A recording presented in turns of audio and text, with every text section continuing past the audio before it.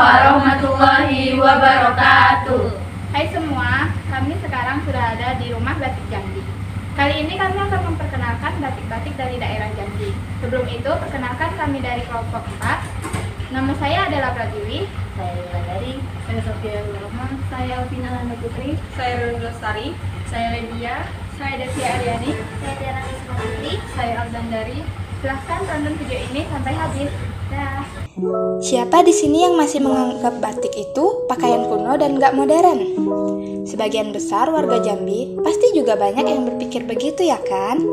Tapi kalian tahu gak sih, batik Jambi punya sejarah yang sangat panjang loh.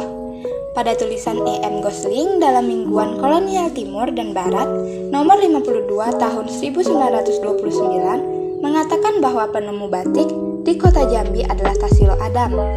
Ia juga yang menyebarkan berita di bulan Januari 1928 kepada rakyat dengan perantara Presiden Jambi Tuan Ezarman. Bukti lain menerangkan bahwa sehelai selendang batik sutra berasal dari Jambi tersimpan di Kolonial Institute Valkenkunde nomor 556/23. Pada mulanya, kegiatan membatik dan pemakainya terbatas pada keluarga Raja-Raja Melayu Jambi. Akan tetapi, sejalan dengan runtuhnya kerajaan Melayu, berangsur-angsur kegiatan membatik turut berkurang. Peristiwa Pamalayu, ekspedisi Singasari terhadap Melayu 1275, hijrahnya Pakubuwono III beserta keluarga dan para punggawa 1787 di desa Lubuk Landai, Kabupaten Bungo, tidak menutup kemungkinan mereka membawa dan memakai batik dari Pulau Jawa ke Jambi. Sampai sekarang, di Kampung Tengah dan kampung yang berdekatan yaitu Kampung Jelmu, Mudung Laut, Ulu Gedong, Olak Kemang, Tanjung Pasir, Tanjung Raden, dan Pasir Panjang, semua kampung di Jambi, kota seberang, di 2 kecamatan yaitu Kecamatan Danau Teluk dan Kecamatan Prayangan, masih berfungsi sebagai sentra batik. Tahun 1980, atas prakarsa Insinyur Sri Sudewi Masehun Sofwan, istri Gubernur Jambi, bersama Lili Abdurrahman Syayuti, istri Wakil Gubernur Jambi, memprakarsai dan menghidupkan kembali batik Jambi dengan mendatangkan ahli batik dari Yogyakarta untuk memberikan pelatihan kepada para remaja putri sebanyak 45 orang dan remaja putra sebanyak 4 orang menggunakan warna alami dan warna kimia, yaitu naptol dan garam pewarna batik. Pada saat ini, sentra-sentra produksi batik sudah meluas hingga di seluruh kabupaten atau kota di Provinsi Jambi. Guys, halo, saya sudah berada di Rumah Batik Jambi. Ini adalah rumah tempat pembuatan batik. Kalian bisa lihat banyak sekali modelnya ya guys. Ini salah satunya adalah model batik durian pecah. Kalian bisa menjadikan batik ini menjadi seragam keluarga agar semakin harmonis guys. Selain itu kita juga ada sediain ini lancap guys namanya. Berbagai banyak motif lancap. Ini juga tersedia banyak motif batik yang sudah ditempa guys. Nih.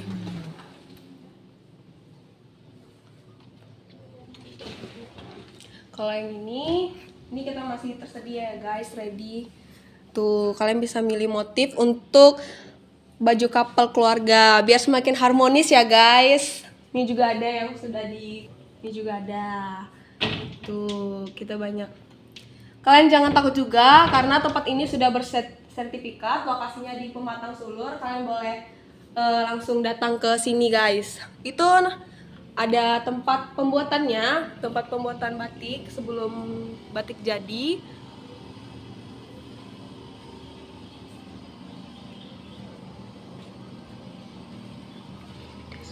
Filosofi motif batik Jambi biasa berisi tentang nasihat, ajakan, dan pantangan. Pemaknaan simbolik dan filosofi memberikan kesimpulan bahwa masyarakat Jambi lebih banyak menganut paham kesetaraan sosial, sehingga dalam tatanan masyarakat hampir tidak nampak adanya aturan strata sosial. Masyarakat Jambi menghormati para cerdik pandai, alim ulama, dan tua tengganai, siapapun dia dan berasal dari kalangan sosial mana, itu tidak dipermasalahkan. Maka, pemaknaan motif batik Jambi hampir semuanya mengandung makna filosofi keterbukaan. Hayo, gimana nih teman-teman? Masih nggak mau pakai batik Jambi? Yakin? Mending sekarang kita cek Motif-motif batik apa aja sih yang Jambi punya? Pertama yaitu motif angso-duo. Motif batik angso-duo tampak khas dengan desain dua ekor angsa yang menghadap satu sama lain. Pada sejumlah variasi, dua angsa yang digambarkan tampak diposisikan sejajar dan berdampingan.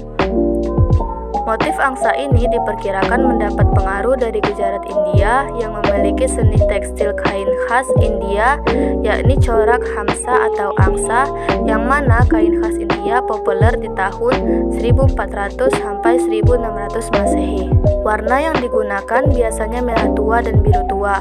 Motif ini syarat makna filosofis, yakni amanat agar manusia selalu menjaga keselarasan dan keserasian hidup baik kepada sesama manusia maupun makhluk hidup lain, termasuk binatang. Kemudian, keharmonisan hidup, kegigihan, dan kesabaran dalam berusaha selayaknya selalu diupayakan dalam keseharian. Yang kedua yaitu motif durian pecah. Motif durian pecah merupakan salah satu motif paling kuno di Jambi. Penerapan motif durian pecah sering dikombinasikan dengan hiasan tambahan dalam bentuk urutan atau lajur yang lebih kecil seperti biasa, resam, bunga kangkung, daun pakis, dan flora lain yang banyak tumbuh di hutan-hutan Jambi. Gambar durian pun terlihat bagaikan sayap yang bersisian dan simetris. Warna yang digunakan dalam motif durian pecah seringkali adalah warna-warna alami yang mencerminkan kekayaan alam Jambi, seperti coklat, hijau, dan kuning. Makna motif durian pecah ini menyiratkan pesan mendalam berakar dari budaya adat di Sumatera, seperti pepatah dari Padang, alam tak kambang jadi guru, yang berarti segala yang ada di alam menjadi inspirasi, yang mana durian pecah menggambarkan buah durian yang enak sekalipun tidak lagi berharga jika telah pecah. Hal ini menjelaskan bahwa setiap orang harus berhati-hati dalam melangkah, senantiasa menjaga sesuatu sebaik mungkin agar tidak rusak atau binasa. Yang ketiga ada motif kapal sangat. Motif kapal sangat terinspirasi dari kapal tradisional yang digunakan oleh masyarakat Jambi untuk melakukan aktivitas pelayaran dan perdagangan di sungai-sungai. Kapal sangat adalah jenis perahu khas Jambi yang memiliki bentuk melengkung dan lancip di bagian depan dan belakang. Dalam motif kapal sangat, desain yang ditampilkan menggambarkan bentuk kapal sangat dengan detail yang indah. Biasanya terdapat beberapa kapal sangat yang digambarkan sedang berlayar dengan latar belakang berupa ombak, awan, dan elemen alam lainnya.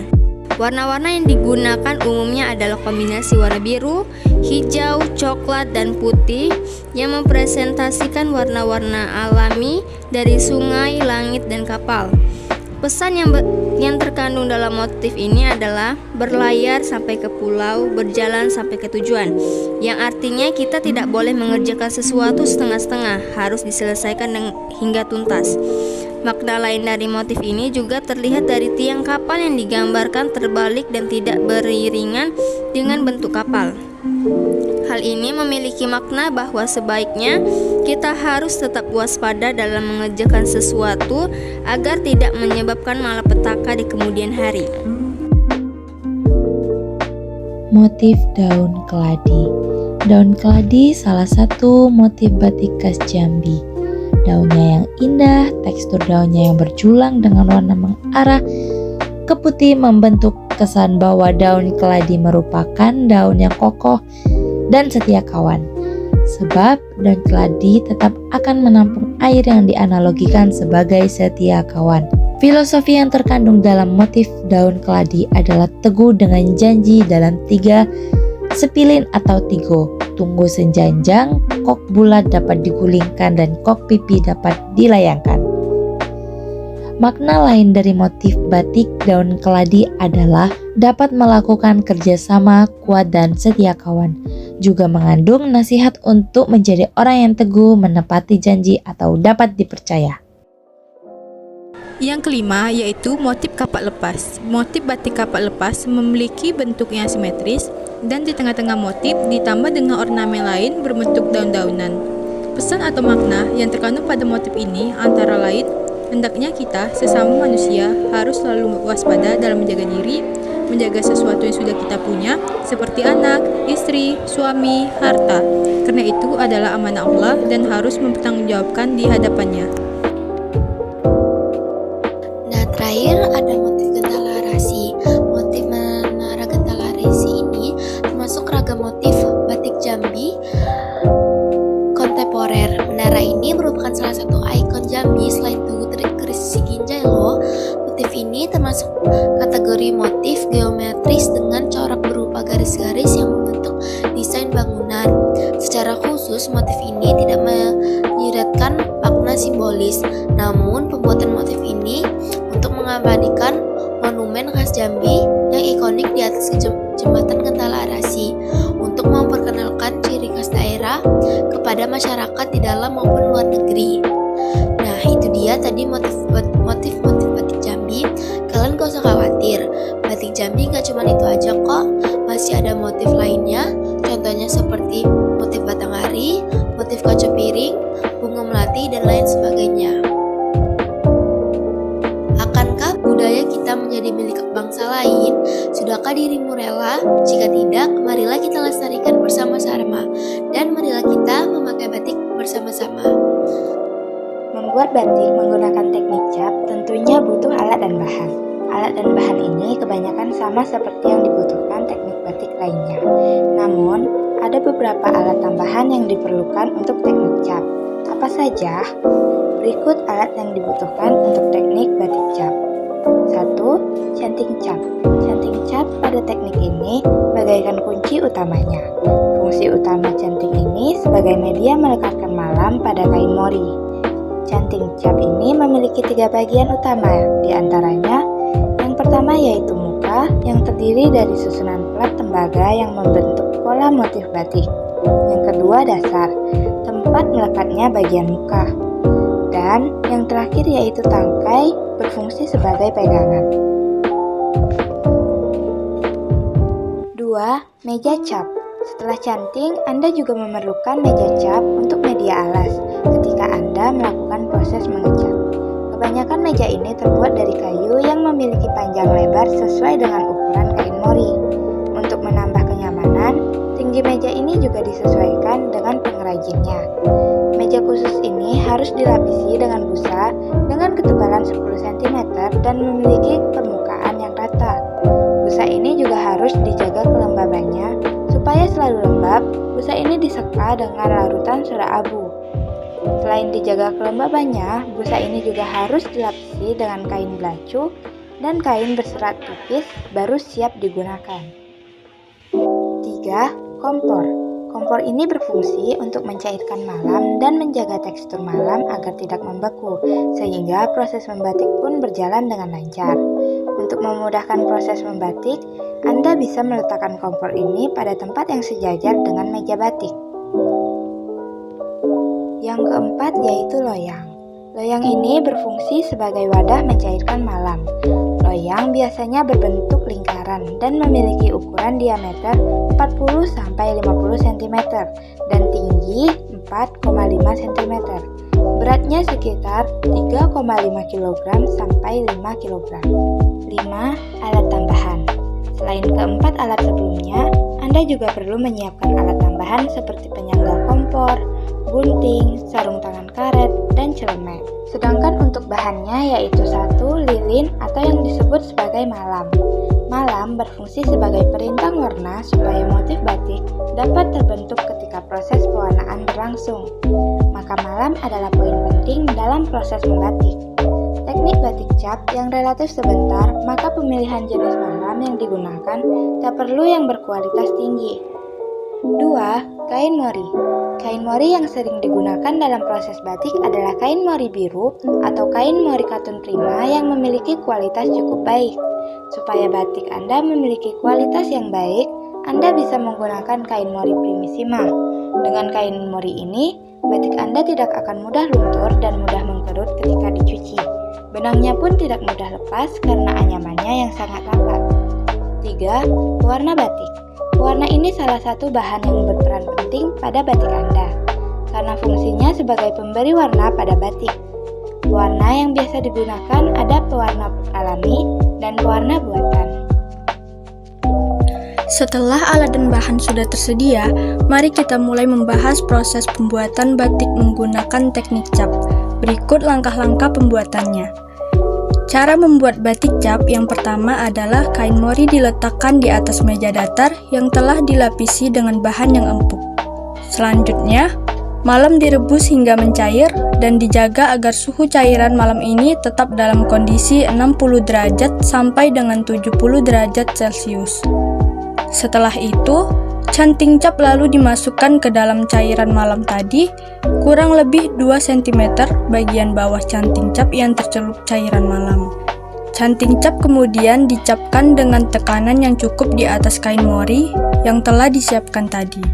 Kemudian, cairan malam akan meresap ke dalam pori-pori kain mori hingga tembus ke sisi lain permukaan kain mori. Setelah proses pengecapan pada kain selesai, dengan berbagai kombinasi canting cap yang digunakan, selanjutnya kain mori akan dilakukan proses pewarnaan. Dengan cara mencelupkan kain mori ini ke dalam tangki yang berisi warna yang sudah dipilih.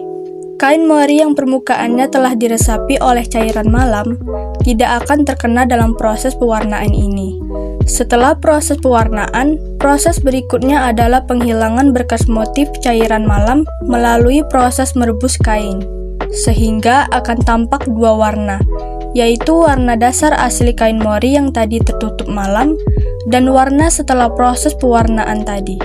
Jika akan diberikan kombinasi pewarnaan lagi, maka harus dimulai lagi dari proses pengecapan kain sampai proses perebusan kain. Hal yang menarik dari batik cap adalah pada proses percampuran warna, sebab permukaan kain mori yang telah diwarna sebelumnya akan diwarna lagi pada proses pewarnaan berikutnya. Sehingga perlu keahlian khusus dalam proses pemilihan dan pencampuran warna. Oleh karena itu, proses pewarnaan yang berulang-ulang dan menyeluruh pada setiap pori-pori kain mori, maka warna pada batik cap cenderung lebih awet dan tahan lama dibandingkan dengan batik yang lain. Proses terakhir dari pembuatan batik cap adalah proses pembersihan dan pencerahan warna dengan soda. Selanjutnya dikeringkan dan disetrika. Sekian video yang dapat kami tampilkan. Bila ada kekurangan, kami mohon maaf. Wassalamualaikum warahmatullahi wabarakatuh.